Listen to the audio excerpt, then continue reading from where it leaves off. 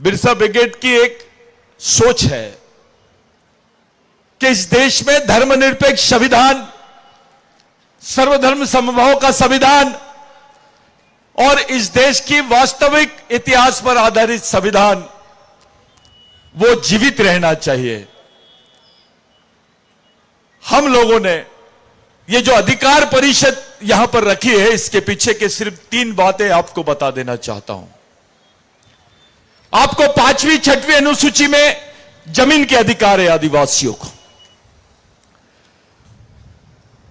पेशा में ग्राम सभा को अधिकार दिए कि ग्राम सभा की एनओसी के बगैर कोई प्रोजेक्ट नहीं चला सकते आप। यह सरकार ने ग्राम सभा के अधिकारों को एनओसी के बजाय परामर्श डाल दिया। आपके जितने जल जमीन जंगल के अधिकार है, इसको ये लोग समाप्त करते चले जा रहे थे। जिस समय पूरे देश के आदिवासी मणिपुर की घटना का विरोध कर रहे थे, उसी समय भारत की संसद में एक बिल पास हुआ जिसको फॉरेस्ट कंजर्वेशन एक्ट बोलते हैं, वन संवर्धन अधिनियम 2023। इस बिल में क्या लिखा है? इस बिल में लिखा है कि जंगल के पास की जितनी 100 किलोमीटर की रेंज की जमीन है, वो जमीन ये लोग 60 साल की लीज पर यहां के पूरे पूंजीपति कॉर्पोरेट्स को दे देंगे। यानी आदिवासी जिस जमीन पर वन दावा कर सकता था, वो जमीन अब कॉर्पोरेट को देने की तैयारी सरकार ने कर दी है, चाहे वो कॉर्पोरेट घराने के लोग इंडिया के रहे या विदेशी रहे। लेकिन साथियों, बात यहां तक नहीं थमी। भारत के इतिहास में ऐसा पहला बिल आया जिसमें लिखा गया कि आदिवासी क्षेत्रों में पुलिस के बजाय मिलिट्री लगा दी जाएगी, पैरामिलिट्री फोर्स लगाई जाएगी, अर्धसैनिक बल, सैनिक बल ये आदिवासी क्षेत्रों में लगाया जाएगा। इसके 2 मतलब है। जब इनको ऑपरेशन करना था कश्मीर में, 370 इन्होंने हटाया, अब इनको आदिवासी क्षेत्रों में ऑपरेशन करना है। मणिपुर की घटना भी उसमें से ही एक है। 371 और 372 आदिवासियों की 5वीं अनुसूची के क्षेत्र और 6वीं अनुसूची के क्षेत्रों से संबंधित क्षेत्र है। पहले ये लोगों ने 370 का ऑपरेशन किया, अब 371 और 372 का ऑपरेशन कर रहे हैं। जब यह बिल पास हुआ तो हमको ऐसा लगा कि राज्यसभा में यह बिल पास नहीं हुआगा। हम पवार साहब के पास में गए।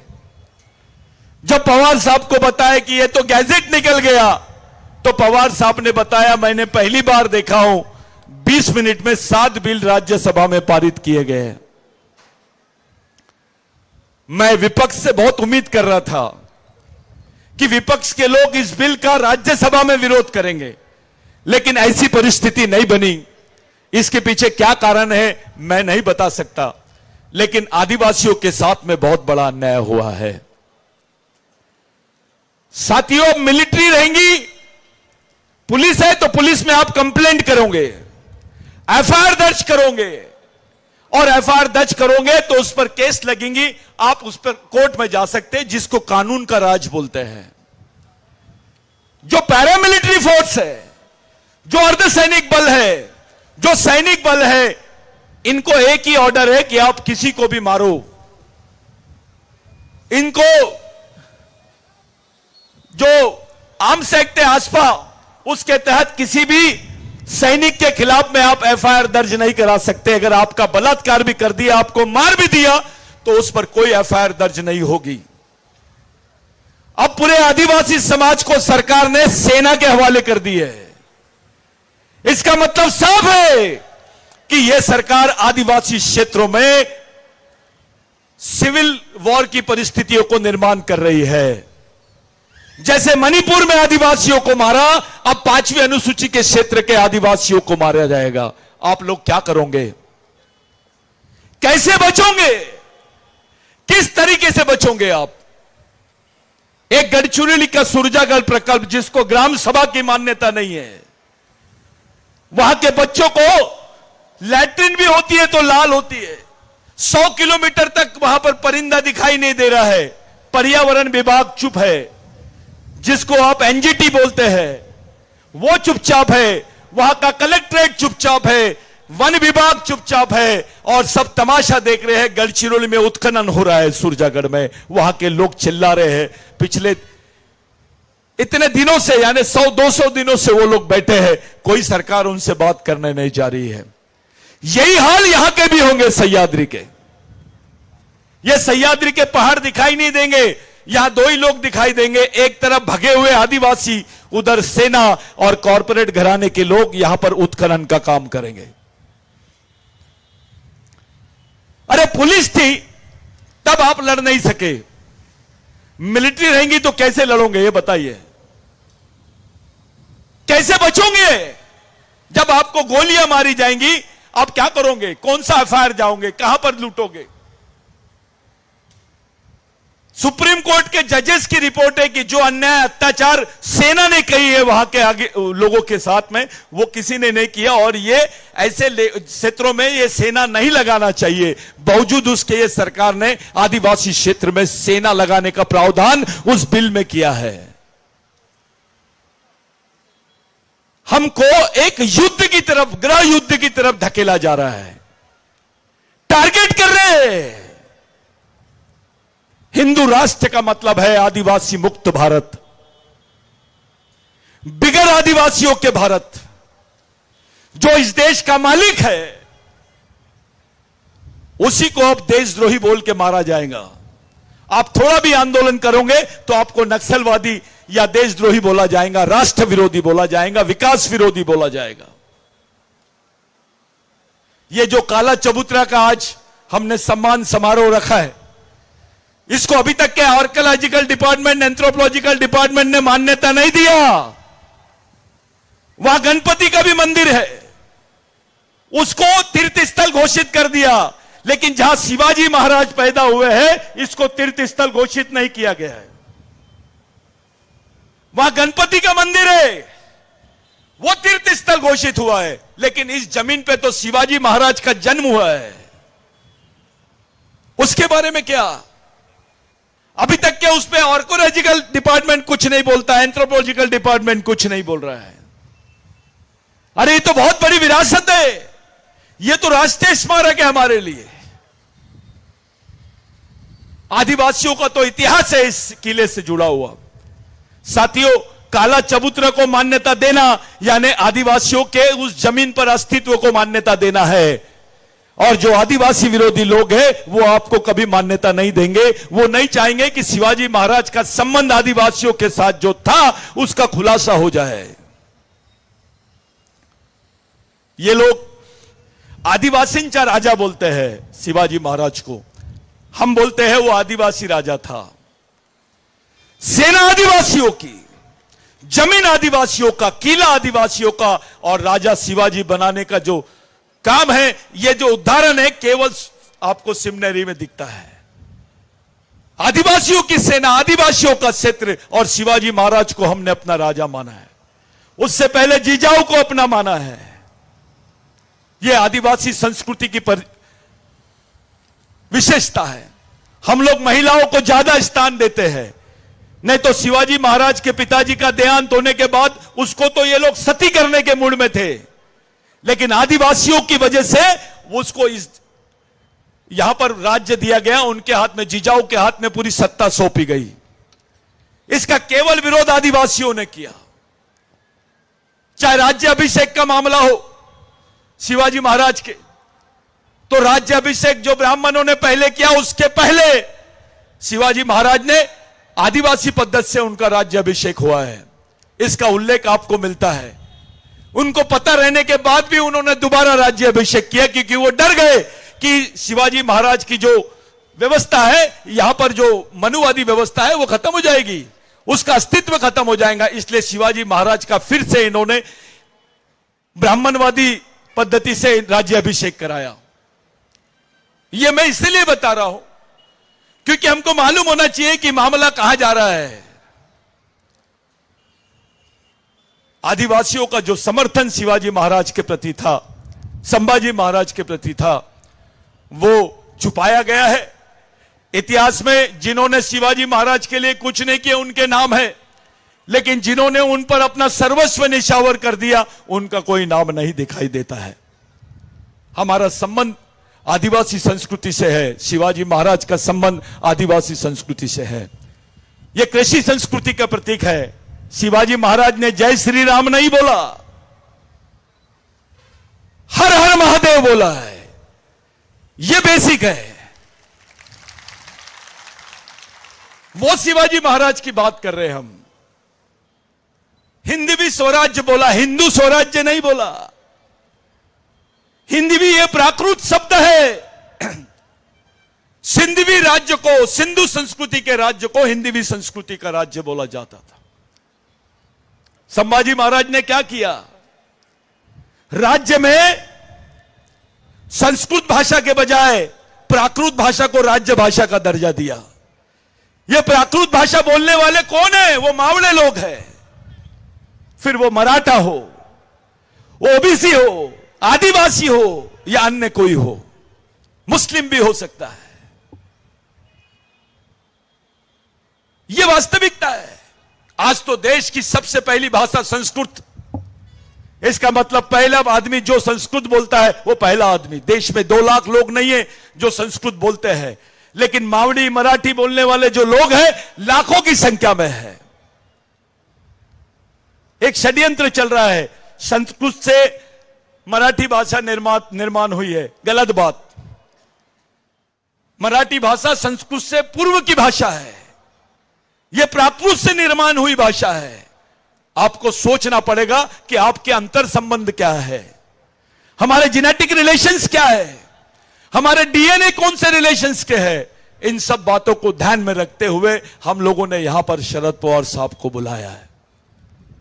शरद पवार साहब को लोग स्वार्थ रखते हुए बुलाते होंगे कि हमारा नेता है, कुछ तो भी हमको मिल जाएगा, 5-6 सीटें मिल जाएंगी, कोई पद मिल जाएगा। बिरसा ब्रिगेड ऐसा कुछ नहीं सोचता है। जिस व्यक्ति को यह सम्मान मिलना चाहिए, जो व्यक्ति अगर नागपुर के आरएसएस के हेडक्वार्टर से कोई संदेश निकलता है तो बाकी लोग मानते हैं। फिर पवार साहब का भी तो अपने बीच में एक इतना बड़ा स्थान है। क्यों ना शिवनेरी से कोई संदेश निकले और देश के दलित, आदिवासी, ओबीसी, माइनॉरिटी के लोग उस पर बात करें। किसी को इस बात का अंदेशा नहीं था। पवार साहब का जो नेतृत्व है, सभी लोग बोलते हैं पवार साहब को राष्ट्रीय नेता बनाएंगे। कैसे बनाएंगे? राष्ट्रीय स्तर पे हम पवार साहब को कैसे ले जाएंगे? यहां का मराठा भाई बाहर ही नहीं निकलता है, यहां का ओबीसी भाई बाहर ही नहीं निकलता है, यहां का अंबेडकरी भाई बाहर ही नहीं निकल रहा है। इसलिए नागपुर में इंटरनेशनल कॉन्फ्रेंस बुलाई गई थी ताकि विश्व के तमाम देशों के आदिवासी भी पवार साहब को अपना लीडर माने। देश के आदिवासी पूरे पवार साहब पर विश्वास करें, क्योंकि यह नेतृत्व जो है यह देश का सीनियर नेतृत्व है, मैच्योर्ड नेतृत्व है। ऐसा लीडरशिप डेमोक्रेसी में, भारत के लोकतांत्रिक इतिहास में हमारे हिस्से में आगे नहीं आने वाली है। इस लीडरशिप के महत्व को समझना पड़ेगा हमको। पूरे देश के बाकी राज्यों के लोग भी पवार साहब की तरफ एक आशा भरी निगाह से देखते हैं कि अगर देश में कोई व्यक्ति राजनीतिक सत्ता परिवर्तन और सामाजिक परिवर्तन की बात कर सकता है तो वो है पवार साहब। मूवमेंट का उन पे विश्वास है, हम बहुत विश्वास करते हैं। और कोई किसी के सर्टिफिकेट की जरूरत नहीं है हमको कि भैया पवार साहब पे ये ऐसा करते हैं, तुम्हें हमको कोई जरूरत नहीं है। जो है खुला खुला है। हमने पिछले मीटिंग में एक बात बोल दी, वो न्यूज में चला दी कि हम कमांडर है, लेकिन हमारे चीफ कमांडर शरद पवार साहब है।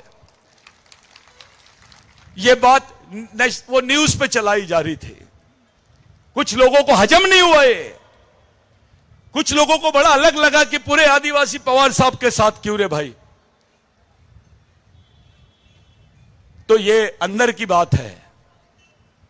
बाहर की बात नहीं है, यह बात अंदर की है और इसको अंदर ही रहने दिया जाए, यह बहुत अच्छी चीज है।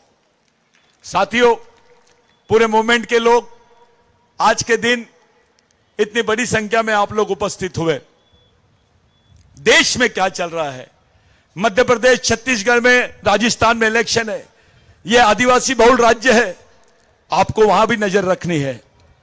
हमारे साथ क्या हो रहा है, हमारी मां बहनों को नंगा घुमाया जाता है। कुछ लोगों ने बोले अपने आमदार बनाओ, अपने सांसद बनाओ। मैं उनसे पूछा, राज्यपाल कौन थी मणिपुर की? वो भी आदिवासी थी। राष्ट्रपति कौन है देश का?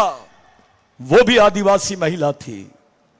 राज्यपाल भी आदिवासी महिला, राष्ट्रपति भी आदिवासी महिला, और आदिवासी महिला को ही नंगा घुमाया जा रहा है। और हम लोगों को वो खबर 3 महीने बाद पता चलती है, उस पर कोई पार्लियामेंट पे चर्चा नहीं होती है। इसका मतलब साफ है कि ये लोग आदिवासियों को देश का नागरिक नहीं मानते हैं, क्योंकि ये बोलते हैं भारत में वनवासी रहते हैं, आदिवासी नहीं रहते हैं। भारत में आदिवासी नहीं रहते, इसका दूसरा मतलब होता है आदिवासी भारत के नागरिक नहीं है। हमारे नेता डरते हैं, अपनी बात को लेकर बात करने के लिए डरते हैं। संसद में आदिवासी नेता भी थे, वो भी चुपचाप रहे जब यह बिल पास हो रहा था। वह समाज नहीं होता तो तुम जाते क्या चुन के? तुमको कौन पूछता? आरक्षण नहीं होता तो तुम्हारी औकात थी क्या? तुमको कोई पूछता? वहां सांसद बनाता, मिनिस्टर बनाता, विधायक बनाता, कोई नहीं पूछता। साथियों, एक अलग षड्यंत्र चालू है देश में आदिवासियों के खिलाफ में। अब हमारे पूरी जमीनों के अधिकार खत्म, आरक्षण खत्म। अभी आरक्षण नहीं है तो ये बाकी किसी को डाल के कि भैया इनको आदिवासियों की सूची में डाल दो, इनको ये कर दो, ये जो बहकाने का काम है ये तो करेंगे ही। सवाल आरक्षण और बोगस आदिवासी का तब खड़े होता है जब तुम्हारे पास पोस्ट हो। पूरे देश में देखो आप, अभी तक के केंद्र सरकार ने आदिवासियों के कितनी पोस्ट भरी है, इस पर अगर आप चुप लोगे तो आपको समझ में आ जाएगा कि ये क्या, आरक्षण का क्या महत्व है आपके पास। आरक्षण जो है अपॉर्चुनिटी पर डिपेंड रहता है, directly proportional to opportunity. Reservation is proportional to opportunity. Opportunity है, पोस्ट है तो आरक्षण है। हमारे जो लोग हैं, पढ़े लिखे लोग, वो लोग अभी आरएसएस के शिकंजे में फंसते जा रहे हैं। उनको समझ में नहीं आ रहा कि उनका खात्मा कौन कर रहा है। वो अपने ही हाथों से अपने बच्चों की कब्र खोद रहे हैं। अरे आपके बच्चों की नागरिकता नहीं रहेंगी, आपकी पहचान नहीं रहेंगी, आपके जमीन के अधिकार नहीं रहेंगे। आपको जमीन दिलाने के लिए राघोजी भांगरे को मरना पड़ा, आपको पहचान दिलाने के लिए संभाजी महाराज को मरना पड़ा। फैलाया जाता है संभाजी महाराज को मुगलों ने मारे, गलत। पर संभाजी महाराज को मुगलों ने नहीं, मनुवादी तरीके से उनको सजा दी गई। किसने मारा संभाजी महाराज को? यह प्रश्न अपने दिमाग में लाओ, उसको शोधो। शंकर शाह रघुनाथ शाह को फांसी की सजा हुई, उनको तोप से उड़ा दिया गया। बाबूराव शर्मा के को फांसी दी गई, लटक गए, टूट गया, फिर भी लटकाया गया। मरने के बाद उनको चूने की भट्टी में डाला गया। बिरसा मुंडा को फांसी की सजा सुनाई गई, रात भर उनकी चमड़ी निकाली गई। उनको बोला गया कि बोल तू आदिवासी नहीं है। वो मर गए, लेकिन बोलते रहे मैं आदिवासी था, आदिवासी हूं, आदिवासी रहूंगा। ये जो यातनाएं हमारे साथ हुई है, ये मनुस्मृति के हिसाब से दी गई सजा है। हमारे पास लीडरशिप है, हम लोगों ने दूर की सोचना चाहिए, बहुत दूर की सोचना चाहिए। सब लोगों ने मिलकर आना चाहिए, पवार साहब के सामने खड़े रहना चाहिए, उनके पीछे खड़े रहना चाहिए, काम से लग जाना चाहिए कि हमको करना क्या है। यह समय बहुत नाजुक है, कोई आए या ना आए, बिरसा ब्रिगेड पवार साहब के साथ में रहेगा, है और हमेशा रहेगा। आप लोग एक बात के लिए सतर्क हो जाए, गांव गांव में शिविर शुरू होना चाहिए। ज्यादा लीडरशिप का भूत खड़ा नहीं होना चाहिए। मैं अध्यक्ष आओ, मैं राष्ट्रीय अध्यक्ष आओ, मैं तालुका अध्यक्ष आओ, मैं प्रदेश अध्यक्ष आओ, अबे तेरे को इंटरनेशनल अध्यक्ष बना देंगे। जब यही कुछ नहीं रहेगा तो करेगा क्या? दिमाग से तैयार होना है। बिरसा मुंडा ने बोला, जो समाज आर्थिक रूप से गरीब रहेगा चलेगा, लेकिन विचारों से गरीब नहीं रहना चाहिए। जो विचारों से गरीब रहता है वो गुलाम पैदा होता है और गुलाम ही मर जाता है। हमको भूलना नहीं चाहिए हम संभाजी महाराज की औलाद है। हमको भूलना नहीं चाहिए हम राघोजी भांगरे की औलाद है, तंटा भील की औलाद है, बाबा साहब की औलाद है, महात्मा फुले की औलाद है। हमको भूलना नहीं चाहिए। साथियों, जिस दिन आदिवासी वनवासी हो जाएगा उस दिन यहां का मराठा, यहां का ओबीसी, यहां का एससी, यहां का मुस्लिम, यहां का क्रिश्चियन अल्पसंख्यक स्वर्गवासी हो जाएगा। आदिवासी तो केवल वनवासी होगा, लेकिन बाकी लोग स्वर्गवासी हो जाएंगे, क्योंकि इनकी जो सांस्कृतिक पहचान है इस देश से खत्म हो जाएगी। अगर मराठा भाई को बोलना है कि मैं देश का मालिक हूं तो उसको बोलना ही पड़ेगा मैं आदिवासियों का वंशज हूं। ओबीसी भाई को बोलना है कि मैं देश का मालिक हूं तो उसको बोलना पड़ेगा मैं आदिवासियों का वंशज हूं। दलित भाई को भी बोलना पड़ेगा मैं आदिवासियों का वंशज हूं। मुस्लिम भाई को भी बोलना पड़ेगा, क्रिश्चियन भाई को भी, सिख भाई को भी। ये आदिवासियों पे जो अटैक है ये हो रहा आदिवासियों पर है, लेकिन इनडायरेक्टली सब पर अटैक है, क्योंकि ये कल्चरल अटैक है। आपकी धार्मिक पहचान को सामने लाने की बात कर रहे हैं, लेकिन आपकी सांस्कृतिक पहचान को सामने नहीं लाया जाता। आप हिंदू हो करके आपको आरक्षण नहीं है, यह धार्मिक पहचान है, लेकिन संविधान में जो आपके लिए फैसिलिटी है वो सामाजिक पहचान के आधार पे है। आप ओबीसी होकर के आरक्षण है, एससी होकर के आरक्षण है, आदिवासी एसटी होकर के आरक्षण है। यह धार्मिक नहीं, सामाजिक पहचान है। आने वाले समय में एक सही आंदोलन इस देश में चलाने के लिए आपको सबको मिलकर काम करना पड़ेगा।